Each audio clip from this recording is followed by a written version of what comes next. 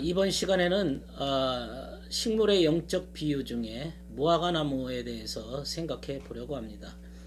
무화과나무는 볼품이 없는 보잘것없는 나무입니다.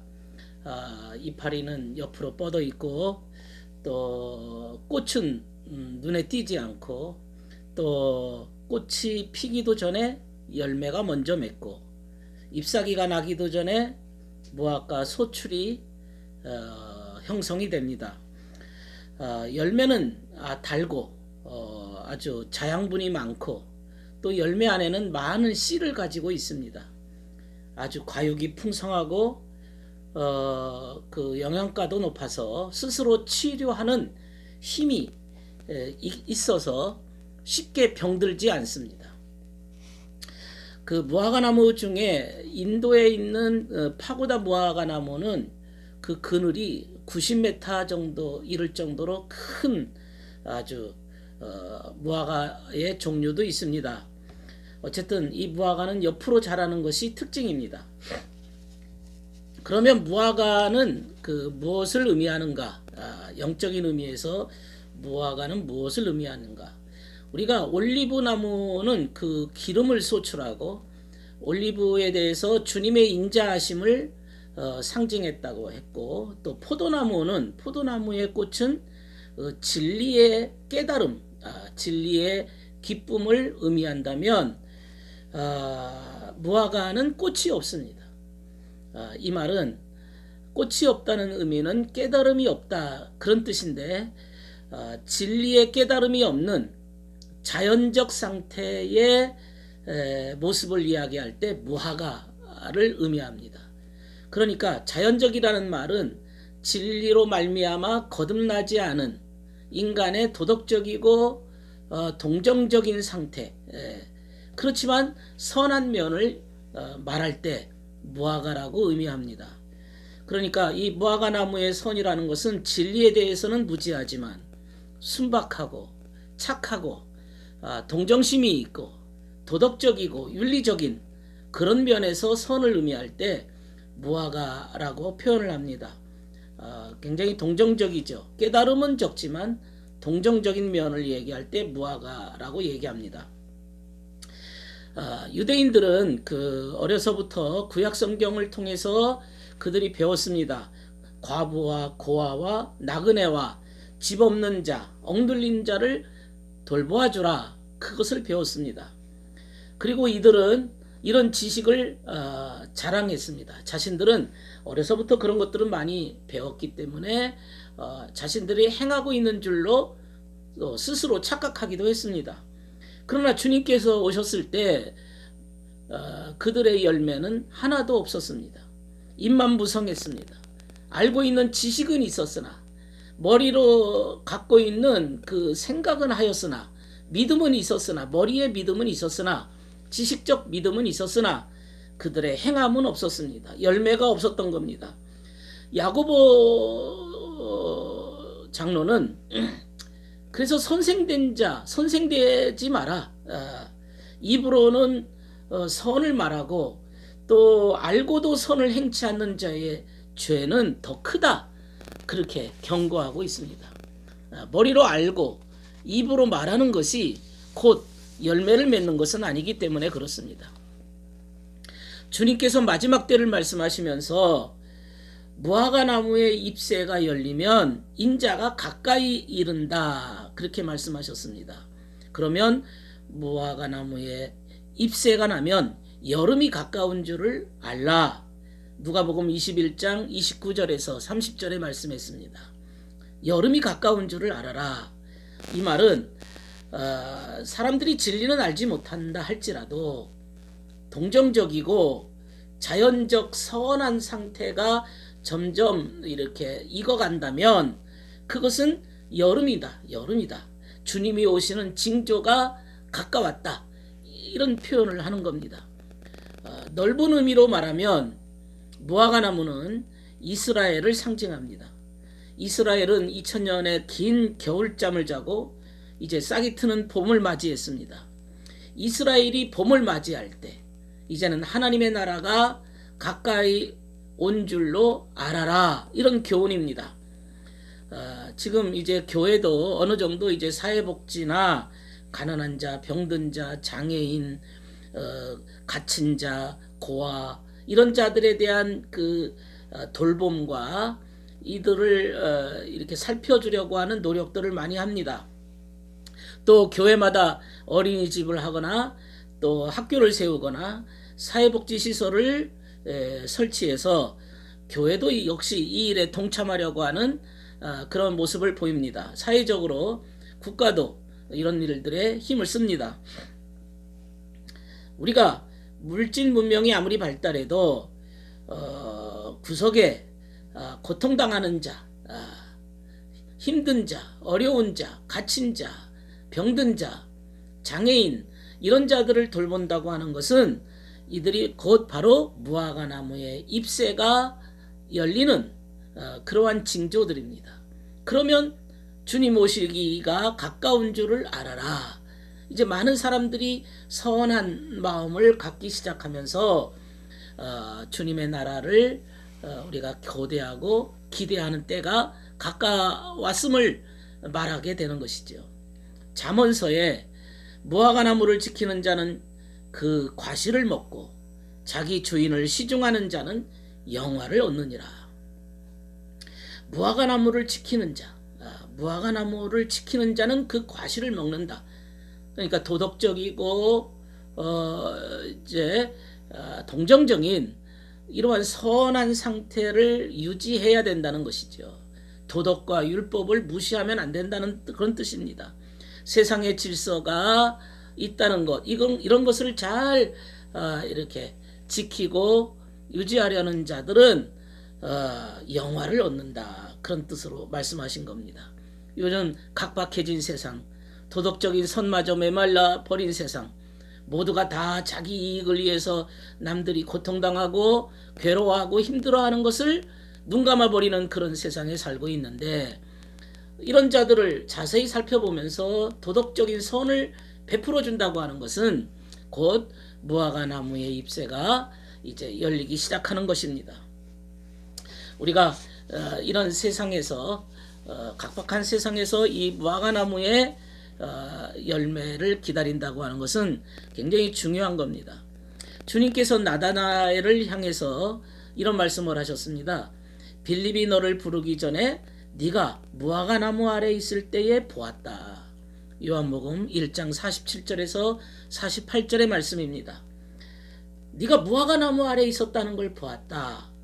어떻게 생각하면 주님께서는 이 나다나엘과 전혀 만난 적이 없는 사람인데도 이 나다나엘이 무화과 나무 아래 있었다는 사실을 이미 알고 있었다는 것을, 그러니까 어떤 예지적인 예견을 하고 계셨다는 것을 얼핏 보면 그렇게 이해할 수가 있습니다. 그러니까 주님은 모든 것을 다 보신다, 이런 뜻으로 그저 이렇게 말씀하는 분들도 계십니다. 좀 전에 말씀드렸듯이 무화과 나무는 자연적 선함의 원리를 의미한다고 말씀드렸습니다. 자연적 선이다. 이것은 영적인 깨달음에 의해서 이루어진 선이 아니라 도덕적이고 동정적이고 그러나 배우지 않은 거지만은 그러나 자연적 상태에서의 선함의 원리입니다. 성경에 보면 미가서 4장 4절에 보면 사람마다 자신이 가꾼 포도나무 그늘 또 무화과 나무 아래에서 편히 앉아 쉬는 때가 있다, 이런 구절이 있습니다. 포도나무와 무화과 나무 아래에서 잔치를 베풀며 서로 오가며 사는 때가 있다. 스가랴 3장 10절의 말씀입니다. 그러니까 무화과 나무와 포도나무 아래에서 서로 잔치를 베풀면서 오고 가는 그런 때를 말씀하고 있습니다. 무엇을 의미하는 겁니까? 무화과 나무 아래 있다가 포도나무 아래 있다가 또 포도나무 아래 있다가 또 무화과 나무 아래 있다가 왔다 갔다 하는 이런 얘기인데, 포도나무 그늘이라는 것은 여기서 영적인 선의 상태를 의미합니다. 포도나무 아래에서 머문다, 이것은 영적 깨달음의 상태입니다. 포도나무, 영적 깨달음, 진리의 깨달음을 의미합니다. 그러면 무화과 나무는 자연적 깨달음, 깨달음이 아니라 자연적 상태를 말하고 있습니다. 그러니까 어떤 도덕적이고 자연적 선한 마음을 갖고 있는 자가 영적으로 깨닫기도 하고, 영적으로 깨달은 상태에 있는 자들이 또 자연적인 마음의 상태에 선함을 유지하고 있는 상태를 이야기하고 있습니다. 그러니까 인간이라고 하는 것은 포도나무와 무화과나무라고 하는 그 둘 사이를 왕래하면서 그런 깨달음과 그런 선함을 유지하고 있어야 된다. 그런 얘기를 하고 있는 거죠. 근데 이 지금 말하고 있는 나다나엘은 포도나무가 없습니다. 네가 무화과나무 아래 있을 때를 내가 보았다. 이런 말하고 있는 것은 네가 아직 영적 깨달음은 없고 자연적 선한 마음은 유지하고 있구나. 이런 상태입니다. 그러니까 무화과나무 아래 있었다. 내가 너를 그 무화과나무 아래 있는 것을 내가 보았다는 얘기는 너의 마음 상태가 아직은 영적인 깨달음은 없으나 그러나 도덕적이고 윤리적이고 자연적 상태의 선함은 가지고 있구나. 이럴 때 이제 자기 마음의 상태를 들여다본 그 주님을 향해서 나다나엘이 나의 하나님이십니다. 이렇게 고백을 합니다. 그랬을 때 네가 무화과나무 아래에 있다고 하는 것을 보았다고 해서 나를 믿느냐? 앞으로는 그보다 더 큰 일을 보게 될 것이다. 잘 들어두어라. 너희는 천국이 열려있는 것과 하나님의 천사가 인자 위에 오르내리는 것을 보게 될 것이다. 나다나엘이 주님을 향해서 고백했을 때에 그에게 필요한 것은 이런 인자에 관한 약속입니다. 인자에 관한 약속은 뭐냐면 천사가 인자 위에 오르락내리락 하는 것을 네가 볼 것이다. 이런 얘기인데 그것은 주님께서 광야에서 시험 받으신 후에 천사들이 시중을 들었습니다. 마태복음 4장 11절에 천사들이 와서 수종 들었다 그랬어요. 시험 받으신 이후에 천사들이 수종 들었습니다. 또 천사가 그분께 나타나서 시종 들었습니다. 누가복음 22장 43절에도 구절이 있습니다. 얼마나 위대한 구절입니까? 인자의 약속입니다. 나다나엘에게도 그런 차원이 있을 겁니다. 나다나엘뿐 아니라 오늘날 우리에게도 이 인자의 약속이 주어질 것입니다. 이것은 나다나엘에 대한 약속은 주님의 제자들에 대한 약속이고 누구든지 주님의 제자들은 인자 위에 하나님의 천사들이 오르락내리락 하는 그 광경이라고 하는 것은 신성의 깨달음입니다. 천사들이 오르내리는 것은 신성의 깨달음을 얻게 될 것에 대한 약속입니다. 신성의 깨달음이 뭘까요? 무엇이 신성의 깨달음입니까? 그것은 거듭남을 이야기합니다. 거듭나는 거예요. 한 단계 한 단계 성숙해지는 겁니다. 초딩과 중딩이 다르듯이 이전의 나와 이후의 나가 다른 겁니다. 날마다 거듭나는 겁니다. 주님께서도 물과 성령으로 거듭나지 아니하면 하나님 나라에 들어갈 수 없다고 하신 그 거듭남입니다. 진리와 진리를 실천함으로 인해서 인간은 변화를 갖게 되어지는 겁니다. 하늘이 열린다고 하는 것은 하늘이 열려서 이 말했어요. 하늘이 열려서 이 말은 내 마음에 있는 속사람이 열리는 겁니다. 왜? 내 마음의 속사람이라는 것은 하늘과 연결되어 있는 나의 모습입니다. 그것이 깊은 곳에 있습니다. 그전에는 그 깊은 마음의 속사람을 깨닫지 못하고 속사람의 음성을 듣지 못하고 겉사람의 상태에 머물러서 겉사람의 욕망과 겉사람의 지식만 따라갔지 속사람의 하늘이 열린 그 하늘의 음성을 우리가 듣지 못했던 사실을 우리가 알아야 됩니다. 영적인 사람들은 속사람이 열린 자들입니다. 인간 안에 겉사람도 있고 속사람이 있는 겁니다. 마치 과일에 껍질이 있고 과일에 알맹이가 있듯이 주로 알맹이 먹지 않습니까? 껍질은 잘 먹질 않습니다. 그 알맹이 안에 씨가 들어있는 겁니다. 인간에게도 내면 깊숙한 곳에 속사람이 존재하는 것이고 이 속사람이 하늘과 연결되어 있으며 속사람에 주시는 하나님의 거룩한 신성이 이 내 마음속에 속사람이 안에서 나를 향해서 얘기를 하고 있는 겁니다. 날마다 새로워진다는 것은 속사람이 점점 커지는 겁니다. 이전에는 내가 속사람의 음성을 무시하고 살았으나 이제 날마다 새로워지고 겉사람은 후패하지만 내 속은 날로 새롭도다 하는 이 속의 변화가 끊임없이 일어나고 있는 거예요. 우리가 열린 천국을 통해서 천사들이 오르내리는 그러한 광경을 보게 된다는 것은 신성의 교통입니다. 얼마나 신비롭고 얼마나 아름답고 얼마나 놀라운 일입니까? 이것이 우리의 소원이 되어야 됩니다. 나의 간절한 소원이라는 것은 인자 위에 천사가 오르락 내리고 하늘 문이 열리고 천사가 오르내리는 그 광경이 내 안에서도 이루어져야 된다는 것이 우리의 소망이고 간절한 기대입니다. 그래서 속사람과 겉사람이 하나 되는 거예요. 그것이 거듭나는 겁니다. 거듭남이라고 하는 것은 낮은 차원에서 높은 차원으로 점점 상승하는 거죠. 그러면 위로부터 오르내린다고 그랬어요. 위로부터 신성 하나님의 성령이 하나님의 은혜가 내 안에 내려오는 겁니다. 나의 삶을 통해서 하나님의 사랑이 내려오고 하나님의 지혜가 내려오는 겁니다.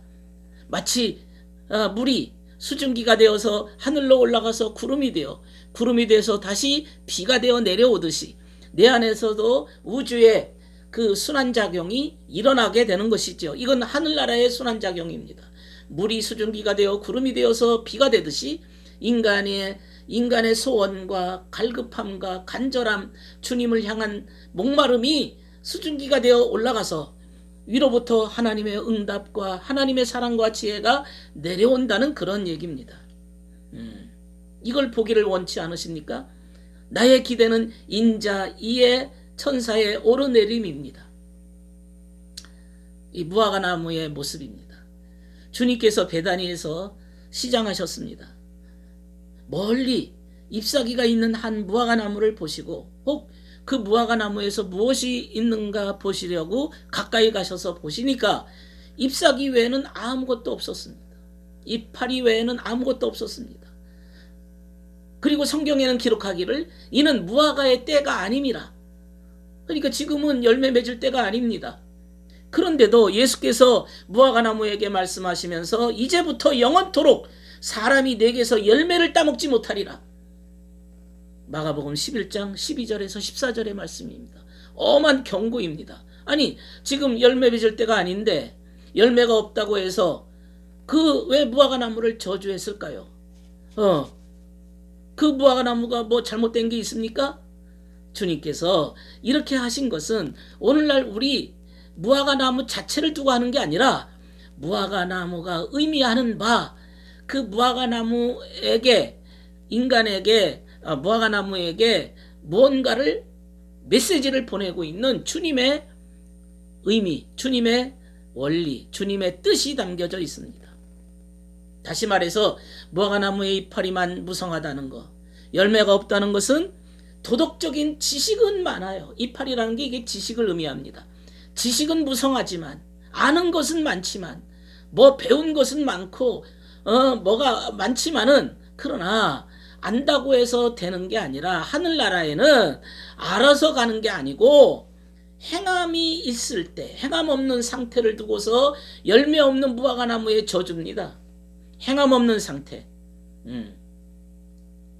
입으로만 떠드는 것이 아니라 말한 그대로 실천하는 그러한 삶의 결과가 무화과거든요. 열매거든요. 그러니까 선에 대한 결과물이 없는 겁니다. 지식은 있으나 진리의 지식은 있으나 선의 열매까지 맺어지지 못한 모습을 두고서 무화과나무의 저주를 말씀하고 있는 겁니다. 이렇게 지식적인 것은 결국 주님 앞에서는 아무것도 아니라는 거죠. 뿌리채 무너져 버린다는 거죠. 저주받은 상태라는 겁니다. 얼마나 무서운 경고입니까? 양과 염소의 비유에서도 마찬가지입니다. 행함이 없는 자와 그저 말로만 떠드는 자, 믿음만 가지고 있는 자들을 두고서 양과 염소의 비유를 두고 있는 겁니다. 오른쪽에 있는 자들에게는 하나님의 나라를 상속받을 자라고 얘기하고 있습니다. 왼쪽에 있는 자들, 말만 가지고 믿음만 가지고 지식만 가지고 떠드는 자들에게는 저주를 받을 자들이라고 경고하십니다. 이게 성경의 원리입니다. 성경의 원리라는 것은 행함이 따른 믿음입니다. 행함이 없는 믿음은 죽은 것이다 그랬어요. 죽은 것이다. 믿음도 아닙니다. 죽은 것이다. 아무것도 아니라는 거예요. 사망이다. 해골이다. 그저 뼈다귀에 불과하다. 그런 의미입니다. 오늘 우리가 성경을 바로 알고 주님을 진정으로 제대로 따르려고 하면 행함이 따라야 된다는 것을 우리에게 얼마나 주님께서 원하시는 것인지를 우리가 깊이 알아야 될 것입니다. 오늘은 무화과 나무의 비유를 보면서 주님의 뜻을 생각해 보았습니다.